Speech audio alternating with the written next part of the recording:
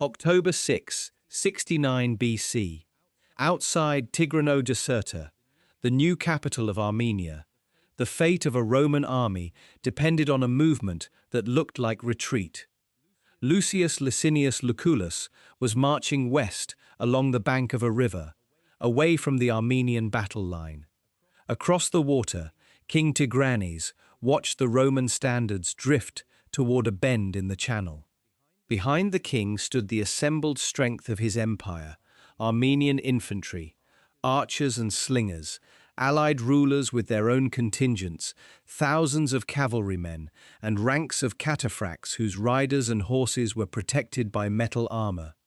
The exact size of that army will never be known. Ancient writers offered totals ranging from 70,000 to several 100,000. The highest figures are almost certainly Roman exaggerations, but Tigranes may still have commanded between 70,000 and 100,000 men. Whatever the true count, he possessed an overwhelming advantage, especially in cavalry. Lucullus had invaded Armenia with perhaps 12,000 infantry and fewer than 3,000 horsemen. He had since made the odds even worse. 6,000 Roman infantrymen remained behind him, holding the siege lines around Tigranocerta. The force beside the river may have contained only about 10,000 heavy infantry and roughly 1,000 cavalry, archers and slingers. If it broke here, the siege force would be trapped next. Now those Romans seemed to be leaving. Plutarch, writing long after the battle, claims that some commanders around Tigranes mocked the insignificant force before them. The king had gathered an army large enough to crush Lucullus in the open. He needed only to prevent the Romans from escaping. Taxiles, an experienced officer sent by Mithridates of Pontus, looked more closely. The Romans had removed the protective coverings from their shields and helmets. Their weapons were ready. Their formations had not loosened into a marching column. Men did not prepare their armor this way when they were trying to flee. Then the leading Roman eagle turned toward the river. The units behind it changed direction. Cohorts began forming at a ford concealed by the bend. What Tigranes had taken for withdrawal was an approach, and the small army he had been watching was already entering the water. Orders now had to pass from the Armenian center to subordinate kings, commanding different wings. Infantry formations had to close. Cavalrymen had to turn their horses toward a crossing they had not expected to defend. Lucullus had taken the one thing Tigranes' numbers could not instantly replace: time. Yet crossing the river was only the beginning. If the Armenian cataphracts charged while the Romans were still forming on the opposite bank, the leading cohorts could be driven back into the water. If Lucullus stayed near the ford, Tigranes could spread cavalry around both flanks and pin the Romans against the channel. Lucullus did neither. Once across, he led part of his army toward a hill beside the Armenian heavy cavalry. Allied horsemen moved to occupy the cataphracts from the front, while Roman cohorts climbed toward their flank. The strongest formation in Tigranes' army was about to be attacked from the direction in which it had the least room to maneuver, and behind it stood thousands of its own infantry. The battle has often been reduced to a miraculous claim. 12,000 Romans defeated 100,000 Armenians. Those numbers cannot be proven. The real story is more revealing. A small expeditionary force had crossed into one of the most powerful kingdoms in the Near East, divided itself in front of a larger enemy, and then turned a river bend and an ordinary hill into weapons. Before the day was over, the armored cavalry on which Tigranes depended would be driven backward into his own ranks. His new capital would fall from within, and Lucullus, after winning one of Rome's most remarkable victories, would discover that even this was not enough to end the war. To understand why he accepted such a risk, and why Tigranes came down to fight on ground that favored the Romans, we have to return to the enemy Rome had defeated but could not capture. In 74 BC, Mithridates VI Eupator, king of Pontus, went to war with Rome for the third time. His kingdom stretched along the southern coast of the Black Sea, and he had spent decades presenting himself as the defender of the Greek cities of Anatolia against Roman taxation and political interference. His own rule was expansive and often ruthless, but Rome's growing power gave his message a willing audience. The immediate crisis began with Bithynia. Its last king left his kingdom to Rome, giving the Republic a new province beside Mithridates' territory. Mithridates responded by invading before Roman authority could be firmly established.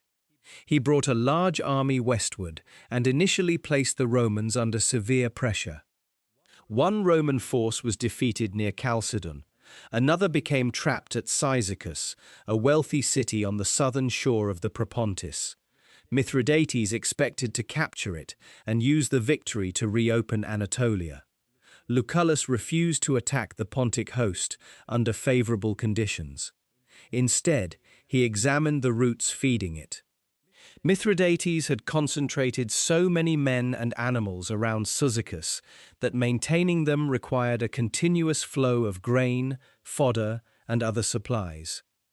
Lucullus occupied the approaches and tightened his control over the surrounding country.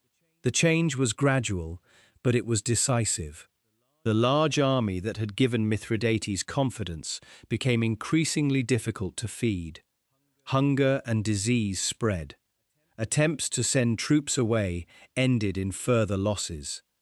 By the time the siege failed, the Pontic king had sacrificed much of the force with which he had opened the war. Lucullus followed him into Pontus. Near Cabira, Mithridates again lost control of his army when a movement involving baggage and supplies was mistaken for a general retreat. Soldiers crowded the exits of the camp. Discipline collapsed, and Roman pressure turned confusion into disaster. Mithridates escaped, but his kingdom no longer offered safety. The Romans were occupying his fortresses, capturing his relatives, and dismantling the power he had built. He therefore rode east toward Armenia. The king waiting beyond the frontier was not simply a neighboring ruler. Tigranes II had created the largest Armenian empire of the ancient world. Tigranes had come to the throne around 95 BC after a period associated with the Parthian court. Ancient accounts suggest that he surrendered territory as part of the settlement that secured his kingship.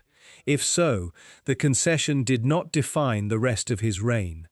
When Parthian authority weakened, Tigranes recovered disputed lands and began expanding beyond the traditional Armenian kingdom. He absorbed Sophene, pushed into Gordiane and Adiabene, extended his influence through northern Mesopotamia, and challenged Parthian power in Media.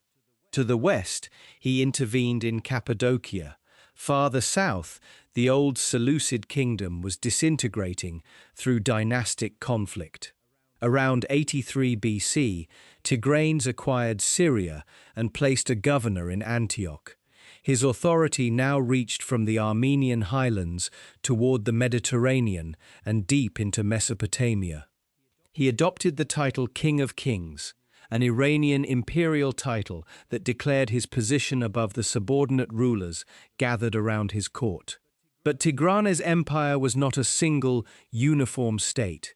It was a network of conquered regions, tributary kingdoms, allied dynasts, and subject communities. Armenians formed its central power, but its population included Greeks, Syrians, Cappadocians, Cilicians, Medes, Gordianians, Adiabenians, Arabs, and many others. Its resources were immense, although those resources were scattered across different landscapes and organized under different local authorities. Tigranes needed a capital that would give this new imperial structure a visible center. He founded Tigranocerta and named it after himself. The exact site remains disputed. Older scholars place the city at or near modern Silvan in southeastern Turkey, while more recent geographical work has made a strong case for Arzan, near the Garzan Su east of modern Batman. Wherever its precise location, the city stood south of the main Armenian highlands, on routes linking Mesopotamia, the Taurus, Lake Van, and the older Armenian centers farther north. Tigranocerta was designed as more than a fortress. It contained a royal residence, a treasury, public buildings, and a theatre. Wealth arrived from rulers and private contributors seeking the king's favor. High walls protected a city intended to proclaim that the conquests of Tigranes were permanent. Its population, however, exposed the weakness behind the display. Tigranes moved thousands of people into the capital from conquered territories. Greeks from Cilicia and Cappadocia were resettled there, along with people from Adiabene, Assyria, Gordiane, and other regions. Some had seen their former towns demolished or emptied so that Tigranocerta could grow. The policy gave the new capital artisans, merchants, administrators, and cultural prestige. It also filled the city with inhabitants who remembered that they had not come willingly. That contradiction would remain hidden as long as Tigranes kept winning. The walls, royal buildings, and crowded streets all seemed to confirm his authority. But the city's strength depended on two very different loyalties: the soldiers ordered to defend it, and the displaced population compelled to live inside it. If an enemy ever reached those walls while the king was absent, Tigranocerta would have to survive not only an assault from outside, but the grievances accumulated within.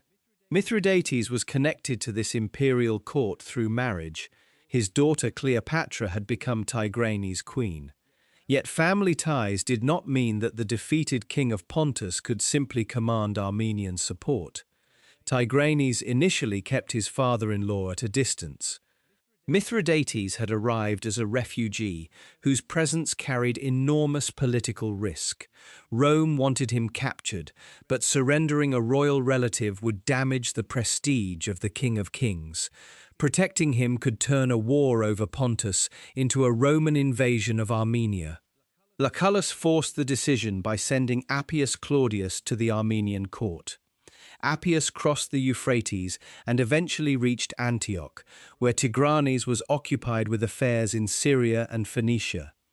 During the journey, he made contact with princes and communities whose obedience to the Armenian king was uncertain. Even before open war began, Roman diplomacy was probing the divisions within Tigranes' empire. When Appius received an audience, he delivered a demand rather than a negotiation. Plutarch says he announced that he had come either to take Mithridates back as an ornament for Lucullus's triumph or to declare war against Tigranes. The wording may have been sharpened by later writers, but the political choice was real. Rome claimed the right to pursue Mithridates beyond Pontus. Tigranes refused to hand him over.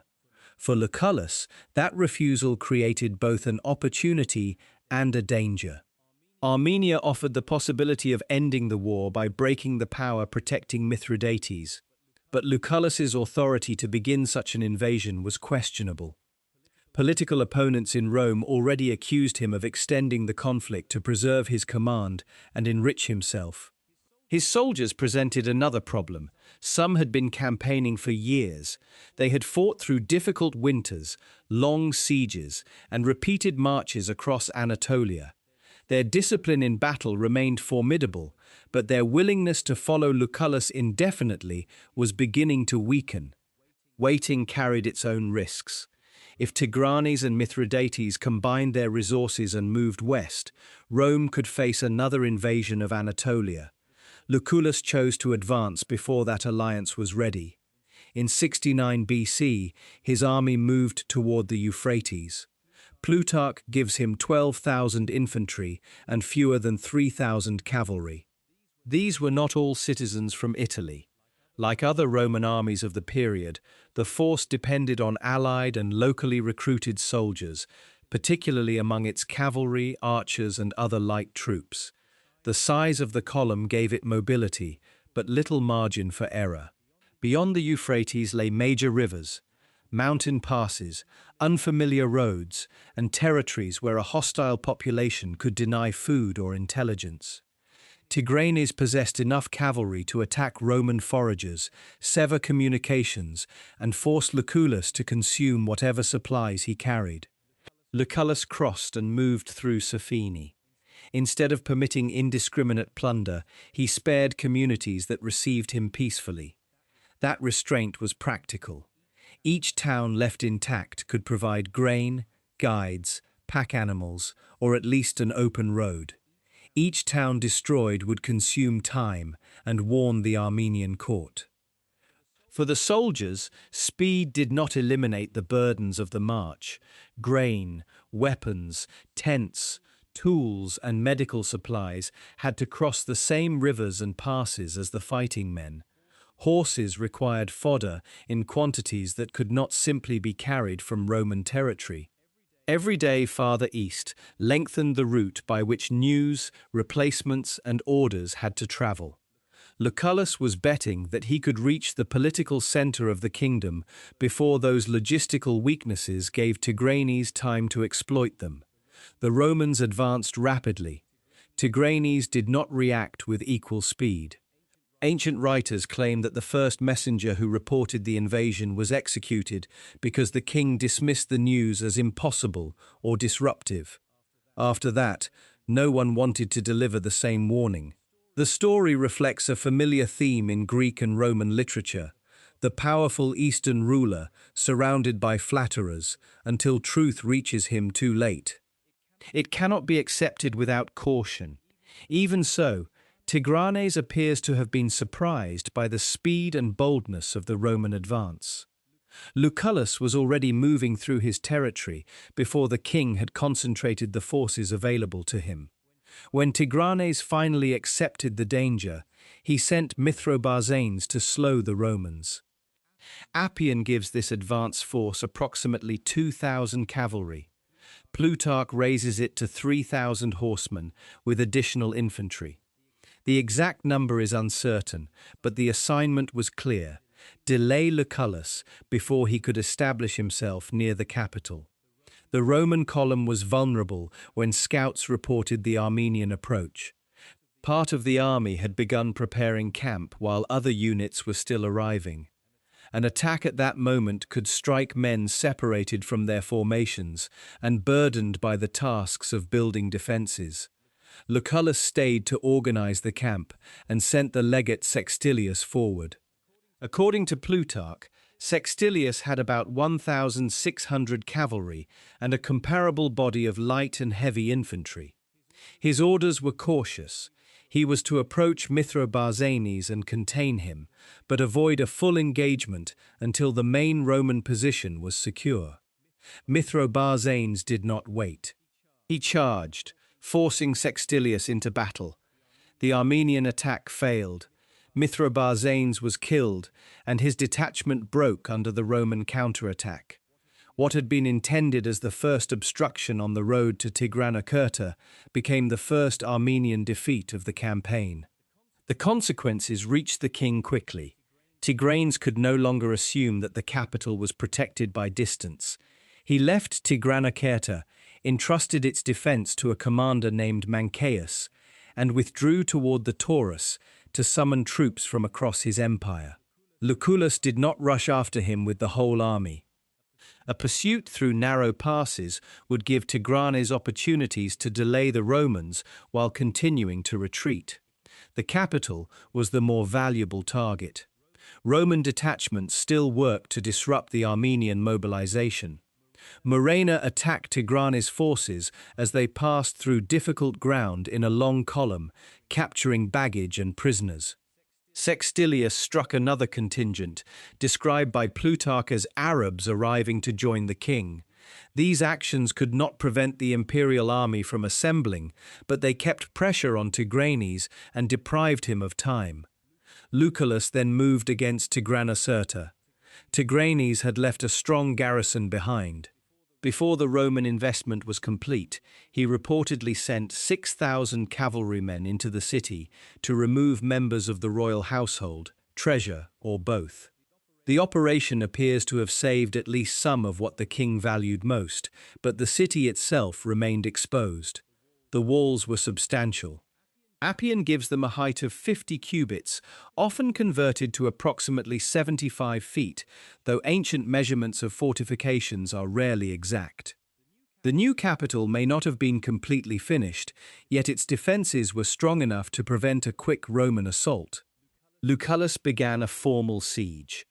Roman soldiers constructed camps and siege works, moved missile engines into position, and attempted to approach the fortifications. Mancaius responded with archers and incendiary material. Cassius Dio reports that the defenders poured naphtha on Roman siege engines. The substance, based on naturally occurring bitumen or petroleum compounds, could ignite readily and resist ordinary attempts to extinguish it. It should not be turned into a modern chemical weapon, but against timber towers, protective screens, and rams, it presented a serious problem. Equipment that had taken days to construct could be burned before reaching the wall. Lucullus continued the siege because its value extended beyond the city. Tigranocerta contained treasure, royal property, and the population gathered to support Tigranes' imperial rule. Every day the Romans remained outside its walls, placed the king's authority on display. If he did nothing, he appeared unable to protect his own capital. That pressure was deliberate. Plutarch says Lucullus expected Tigranes to descend from the mountains and fight against his better judgment. The Roman commander could not chase an elusive cavalry army through Armenia forever. By attacking Tigranocerta, he gave Tigranes a reason to come to him. The plan also placed Lucullus in danger. A large Armenian relief army could trap the Romans between the city and the open country. Mancaius might attack the siege lines, while Tigranes approached from the rear. Roman supplies still had to cross long routes through recently invaded territory. For the moment, the defenders held. Beyond the Taurus, however, the king's summons was producing results. Armenian forces arrived first, followed by contingents from subject and allied regions. Plutarch names Gordianians, Medes, Adiabanians, Arabs from the direction of Babylonia, Iberians, Albanians, and peoples from around the Araxes. The list may have grown in the telling, but it reflects the reach of Tigranes' political network. Each contingent added a different military tradition. There were archers and slingers, light cavalry and horse archers, spearmen and heavy infantry, local levies, royal guards, and troops serving under subordinate kings. Most impressive were the cataphracts, heavily armoured cavalrymen built around the force of the lance. A cataphract rider might wear scale or mail armour covering much of his body. His horse could also carry metal or hardened protective equipment over the head and chest, sometimes extending across the flanks. In a controlled formation on suitable ground, these cavalrymen could deliver a powerful charge while lighter-mounted troops harassed the enemy with arrows. Roman writers tended to describe them as almost trapped inside their armour. Plutarch even claimed that their long lance was their only useful weapon, an obvious exaggeration. Heavy cavalry remained dangerous precisely because it combined protection, reach, and momentum. Lucullus could not allow it to strike the exposed side of his infantry or surround his smaller army on open ground. The Armenian foot soldiers were equally varied. Some were reportedly arranged in phalanx-like formations. Others had been organized into units that ancient writers compared with Roman cohorts. Many had less battlefield experience than Lucullus's legionaries, but they should not be dismissed as an undifferentiated mass of peasants. The real weakness was coordination. Different commanders had to move forces with different weapons and training as part of a single plan. Ancient estimates of their total strength are impossible to reconcile. Phlegon of Tralles gives 70,000 men, divided into 40,000 infantry and 30,000 cavalry. Memnon of Heraclea offers approximately 80,000. Plutarch claims that Lucullus reported 150,000 heavy infantry, 20,000 archers and slingers, 55,000 cavalry, and another 35,000 engineers, servants, and labourers. Appian raises the fighting force to 300,000. The largest totals are logistically implausible and served Roman political storytelling. Lucullus had every reason to tell the Senate that he had conquered impossible odds. Later historians had every reason to preserve a victory in which discipline overcame Eastern multitudes. A figure between 70,000 and 100,000 is sometimes considered possible, but it remains an estimate, not a count. What matters for the battle is that Tigranes had assembled a force many times larger than the Roman field army, especially in cavalry. That advantage gave him an alternative to immediate battle. Mithridates understood the Roman army better than anyone at the Armenian court. He had watched Lucullus destroy large forces by attacking their food and movement. Now he urged Tigranes to apply the same method against Rome. The Armenian cavalry could spread across the country, cut roads, seize foraging parties, and deny fodder. Lucullus had to supply the men besieging Tigranocerta, as well as any force sent to meet the king. He was deep inside hostile territory, with winter approaching. Tigranes did not have to destroy him in a day. He could make it increasingly difficult for him to remain. Taxiles delivered similar advice. Avoid the legionaries in a direct contest. Keep the mounted army active. Force the Romans to consume their supplies and abandon the siege. At first, Tigranes listened. Then more troops arrived. The expanding camp altered the argument.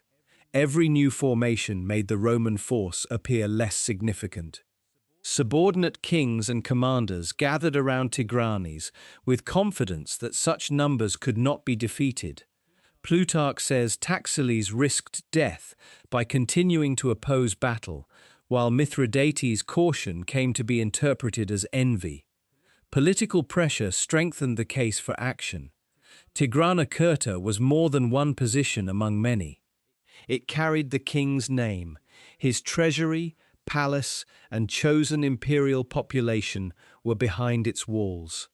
A prolonged campaign might be militarily sensible, but every day of delay allowed a small foreign army to challenge the image on which Tigranes' system depended. The king decided to advance. He did not wait for Mithridates to join him. Perhaps he wanted to prevent his father-in-law from claiming part of the victory. Perhaps he simply believed the army already assembled was sufficient. Whatever the reason, Tigranes moved toward the most important battle of his reign, without the commander who had spent years studying Roman methods. When the Armenian host crossed the Taurus and approached Tigranocerta, its arrival could be observed from the city. The people on the walls recognized that the king had returned with a relief army. The siege was now only one part of a larger confrontation. Lucullus called his officers together. Some advised him to abandon the siege and unite every available soldier against Tigranes, leaving thousands of enemies inside Tigranocerta while fighting outside the walls seemed reckless. Others argued that ending the investment would surrender the entire strategic purpose of the campaign.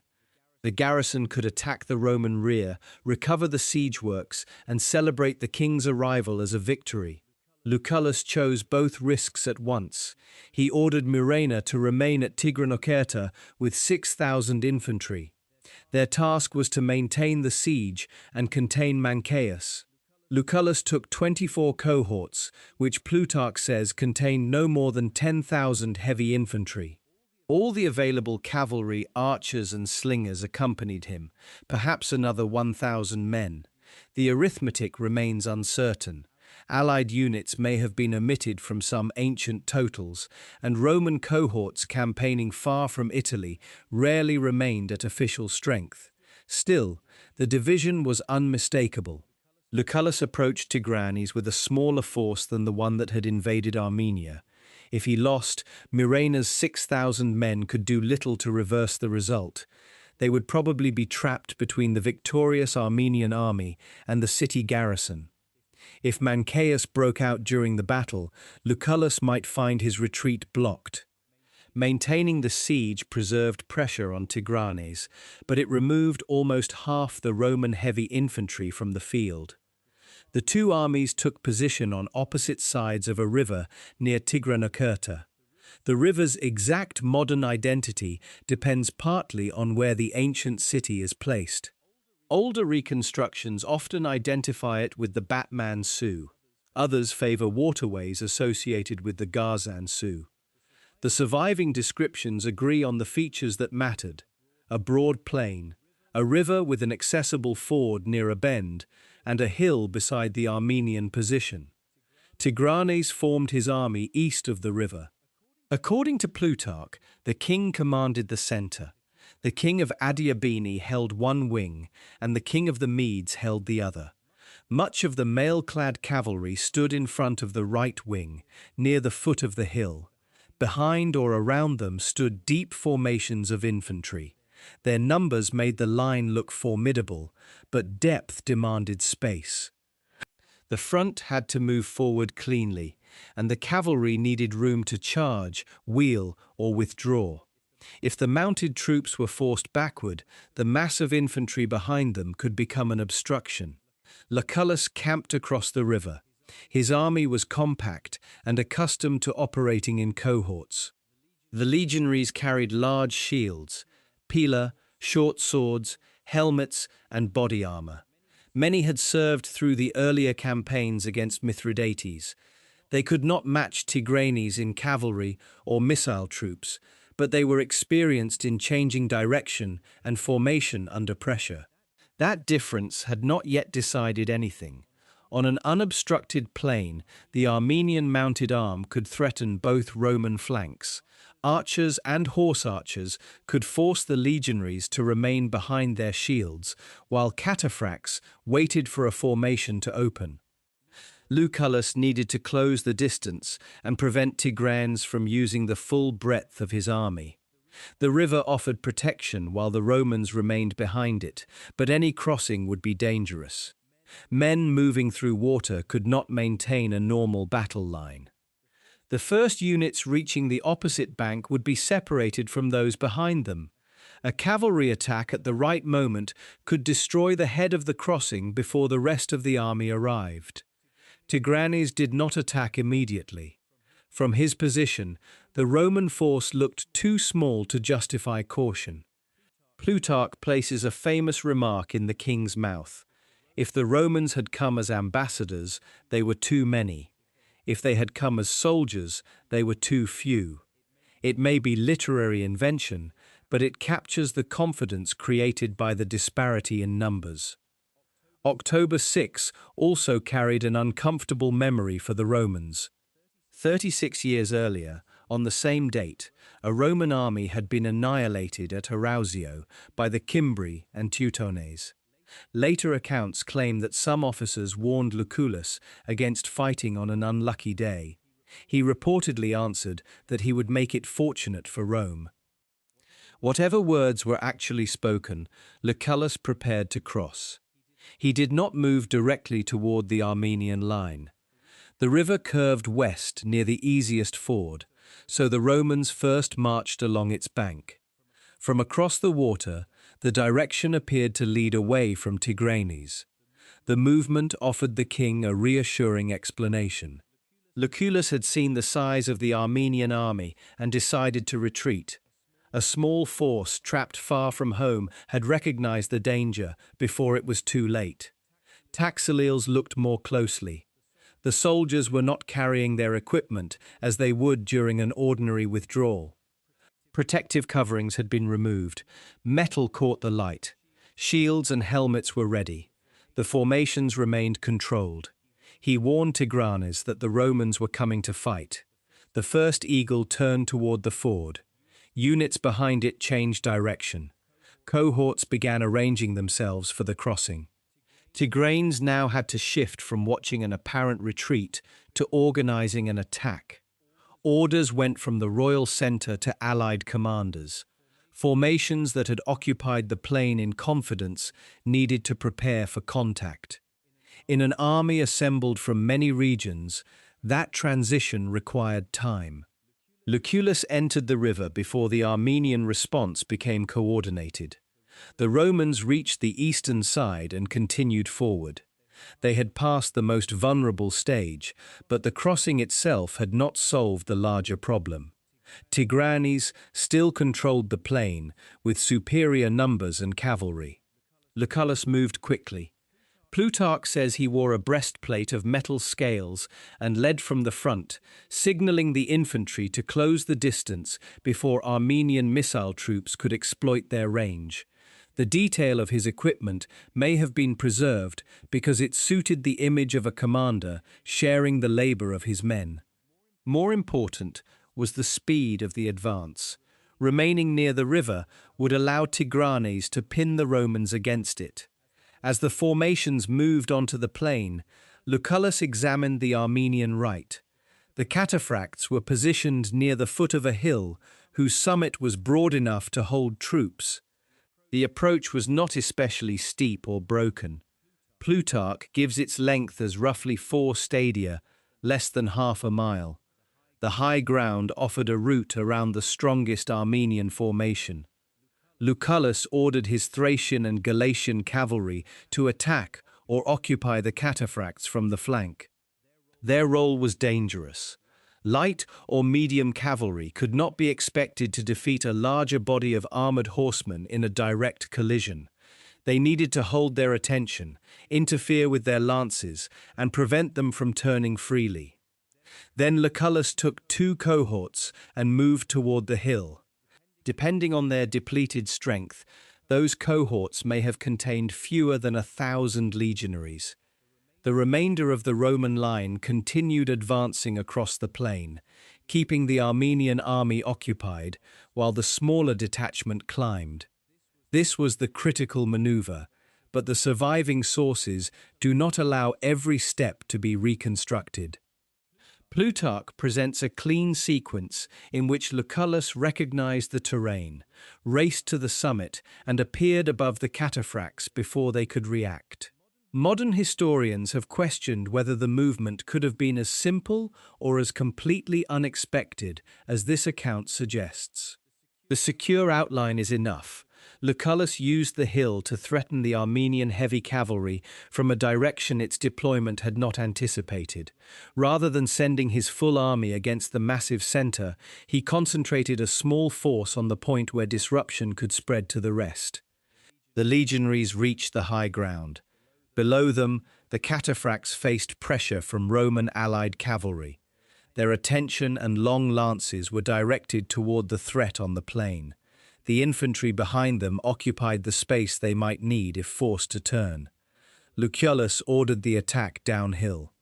Plutarch claims he told the Romans not to throw their javelins prematurely. Instead, they were to close and strike the exposed legs and thighs of the horses.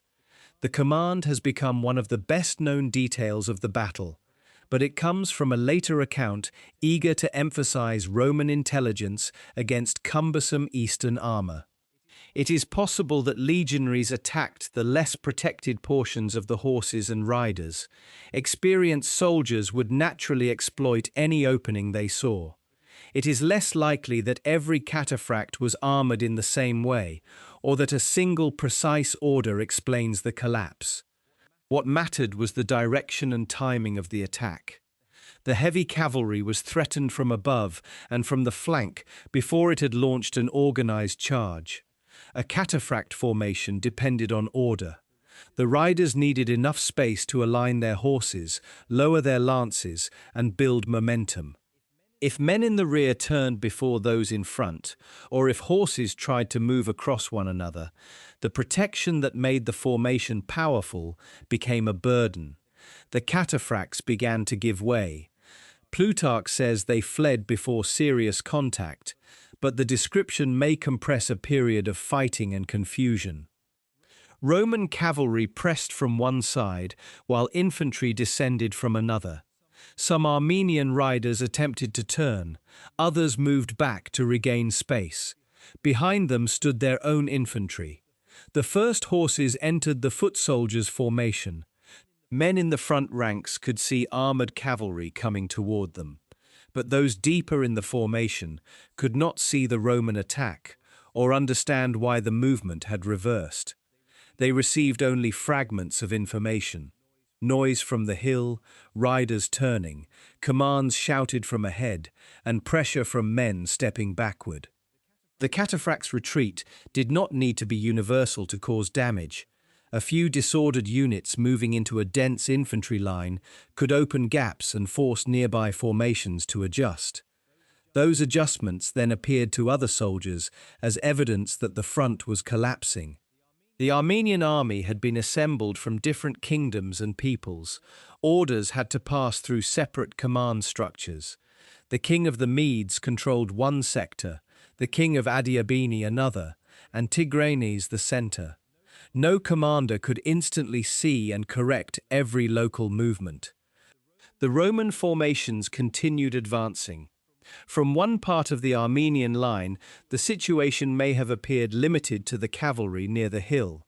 From another, it looked as though the entire right wing had been turned.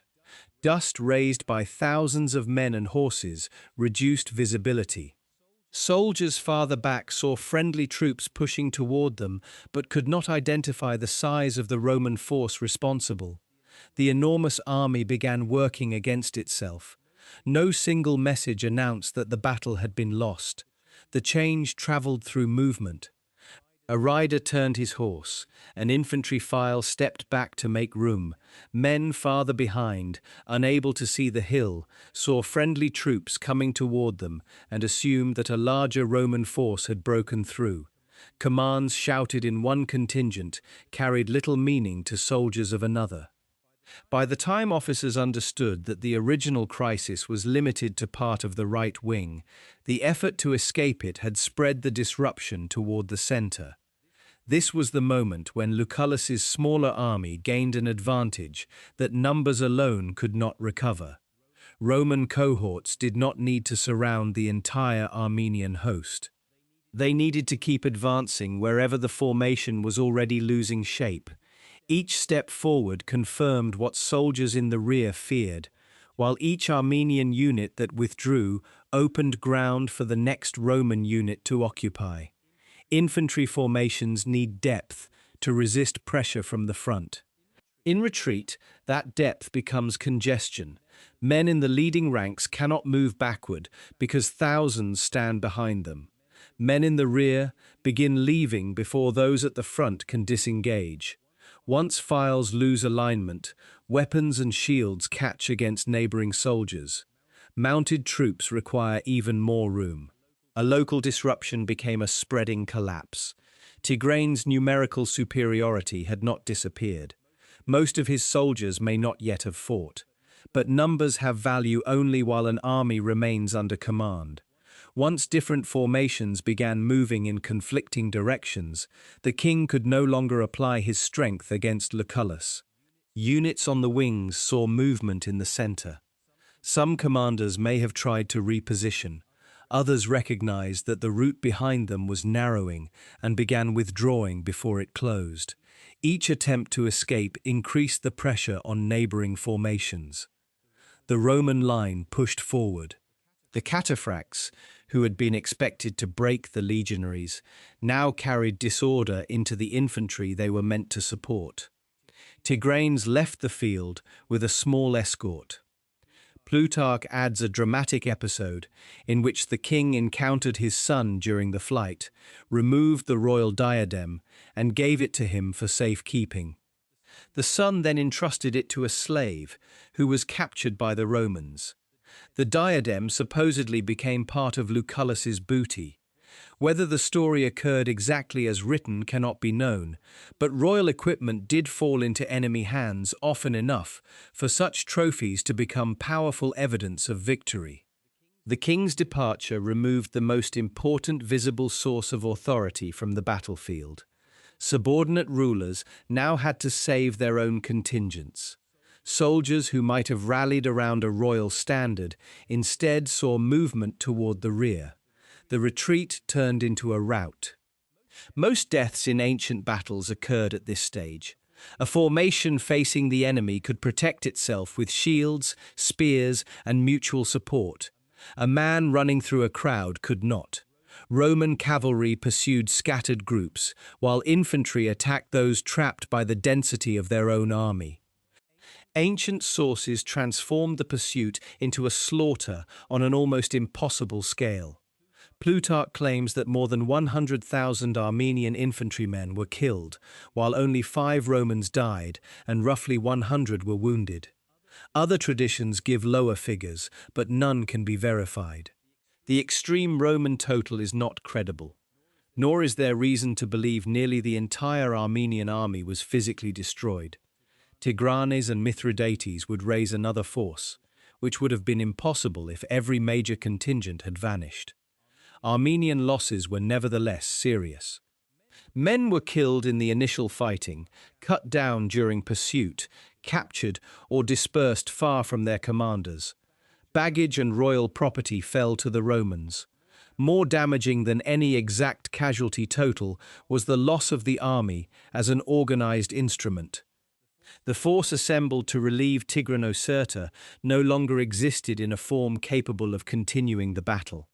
Lucullus had won outside the city, but Mancaeus still controlled its walls. The garrison had resisted Roman siege engines and incendiary attacks. A field defeat did not automatically open the gates. If discipline held, Tigranocerta might survive long enough for Tigranes to reorganize elsewhere.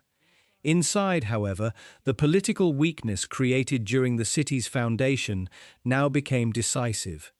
Mancaeus suspected the Greek mercenaries in the garrison of disloyalty. Many Greeks living in Tigranocerta had been removed from their original homes by Tigranes. The mercenaries' exact relationship with the population is unclear, but the commander evidently feared that they would cooperate with Lucullus. He ordered them disarmed.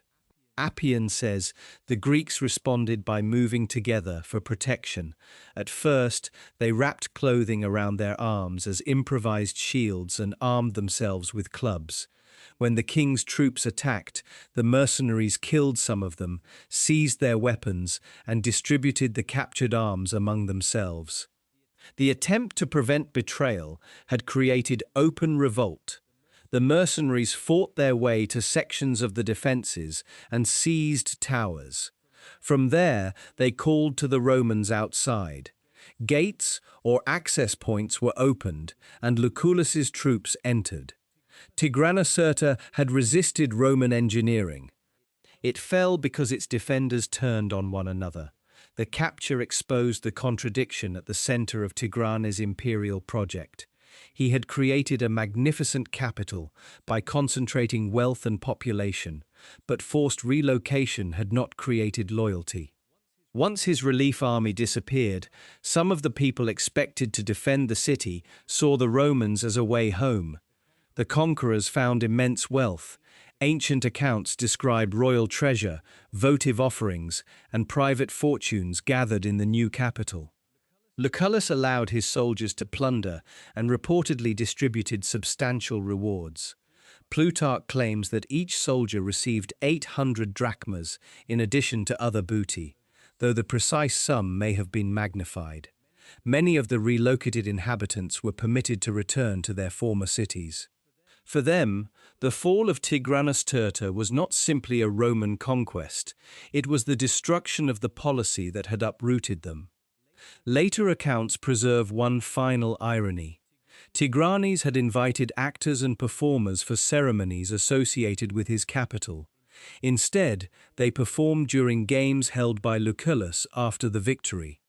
A city intended to celebrate the King of Kings became the setting for Roman triumph before its imperial purpose was fully complete. In a matter of hours, Tigranes had lost the field army gathered to save his capital. the capital itself, and much of the prestige holding his outer territories together. Subject rulers now knew that Armenian power could not guarantee their protection. Communities previously forced into obedience had an opportunity to break away. Yet Lucullus had not captured either of the men at the center of the war. Tigranes escaped northward. Mithridates, whose advice had been rejected before the battle, joined him in rebuilding resistance. The loss of Tigranocerta changed their relationship. Tigranes now had reason to trust the experience of the king, who had survived repeated wars against Rome. Appian says Mithridates took a leading role in raising and training a new Armenian army. He selected troops and organized at least some of them in formations modeled on Roman practice, placing Pontic officers over the training.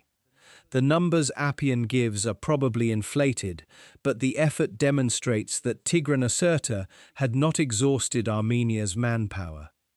Both sides also looked toward Parthia. Tigranes and Mithridates sought assistance from King Phraates III.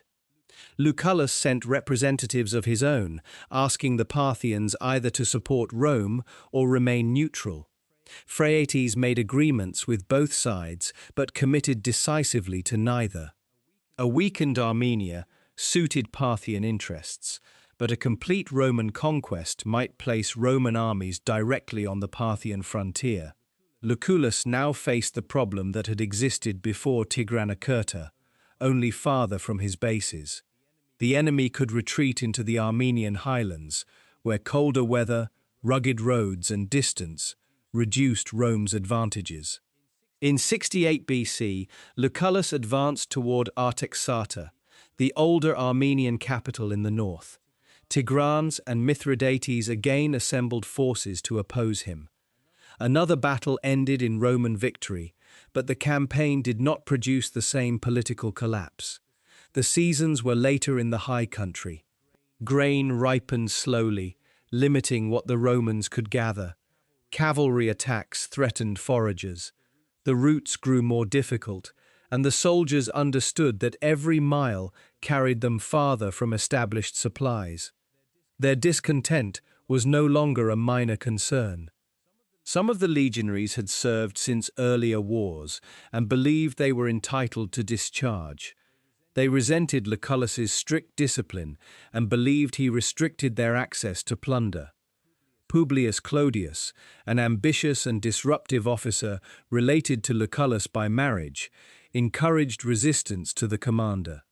Lucullus could defeat enemy armies, but he could not order his men forward indefinitely.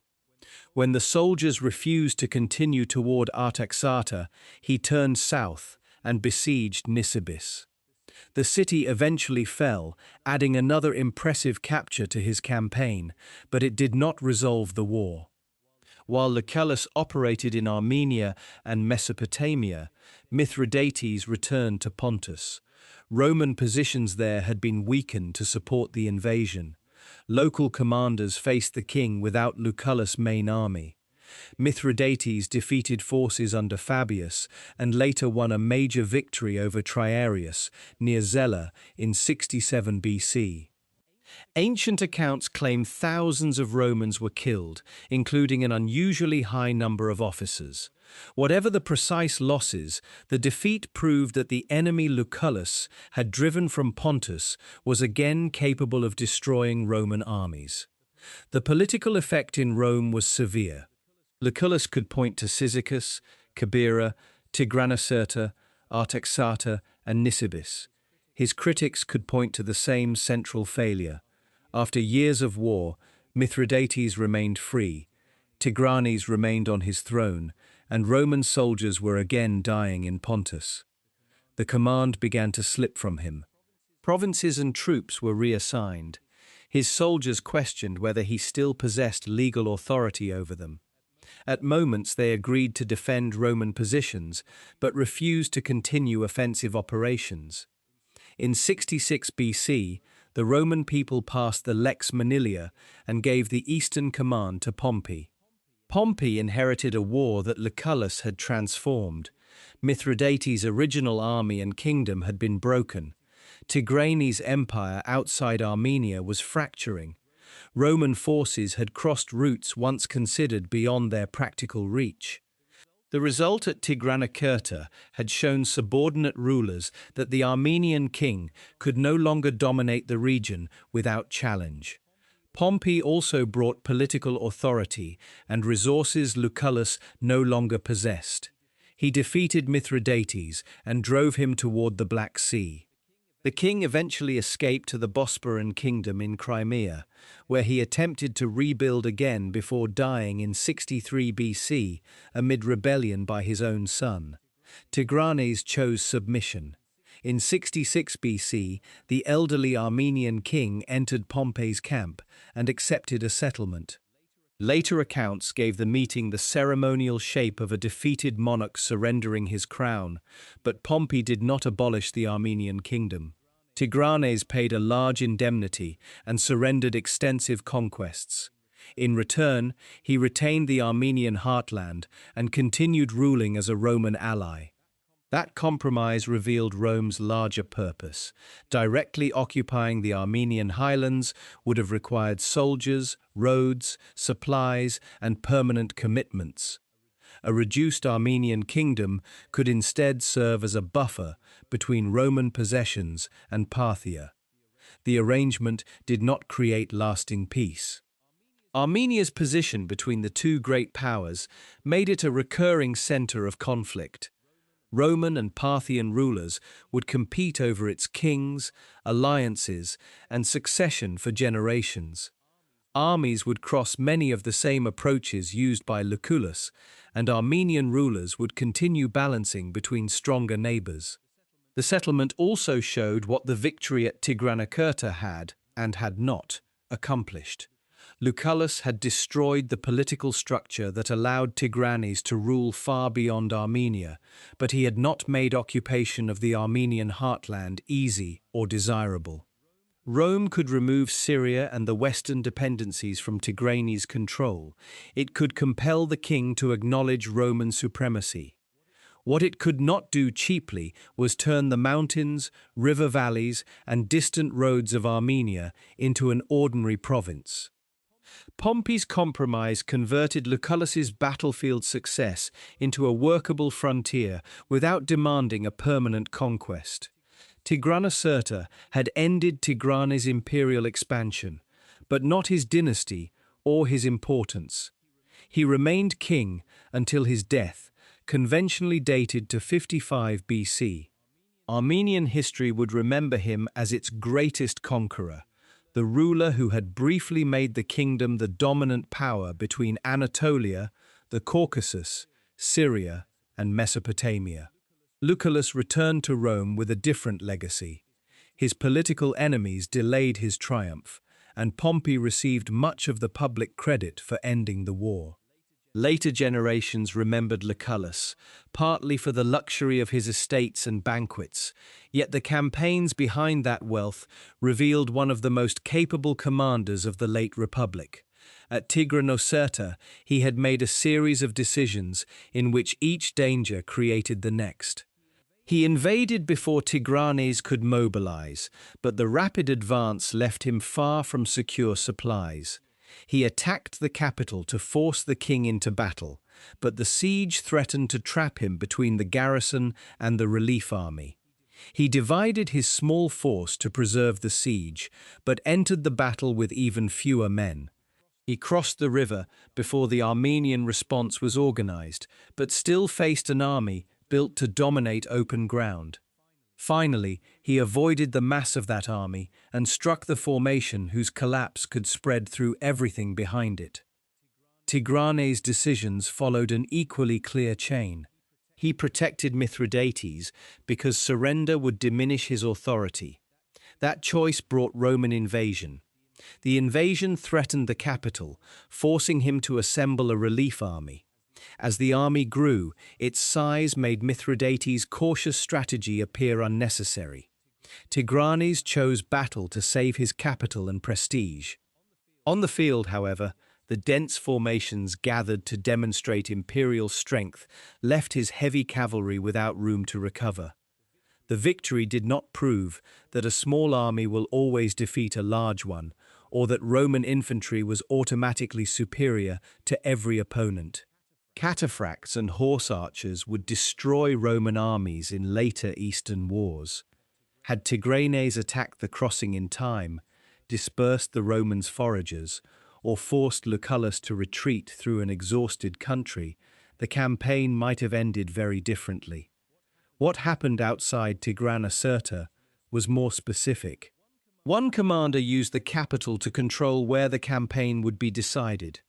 He used the bend in the river to disguise how he would approach. He used allied cavalry to hold the enemy's attention. Then he used a modest hill to change the direction of the decisive attack. The Armenian army did not need to lose most of its soldiers before it lost the battle. It needed only to lose coordination at the wrong point.